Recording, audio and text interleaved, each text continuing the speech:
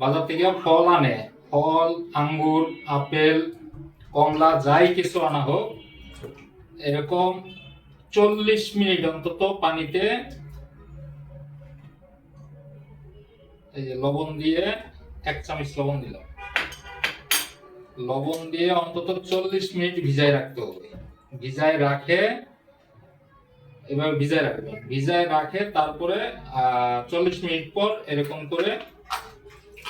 করে উঠায়ে আবার ভালো পরিষ্কার ঠান্ডা পানি দিয়ে আরো 2-3 বার পরিষ্কার করে নেবেন। তারপরে আপনারা এই ফলগুলা খাওয়ার উপযোগী হয়, নাহলে এখানে যে কেমিক্যাল গুলো দেওয়া হয় সেগুলা চামড়া বেদ করে ভিতরে ঢুকে যায়, এগুলা স্বাস্থ্যের জন্য ভালো না।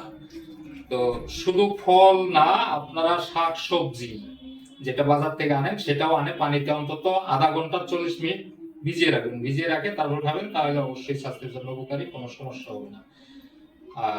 দর্শক, আপনাদের উদ্দেশ্য, ভিডিও করার উদ্দেশ্য হলো এটাই, আপনাদেরকে এখন থেকে যারা ফল বাজার থেকে কিনে আনবেন, আঙ্গুর, আপেল, কমলা, বেদানা, ডালিম, এইরকম করে ভিজায় রাখবেন, ভিজায় রাখে লবণ দিয়ে, লবণ পানিতে ভিজায় রাখে তারপর আবার পরিষ্কার করে ভালো পানি দিয়ে ধুয়ে পরিষ্কার করে তারপরে খাবেন।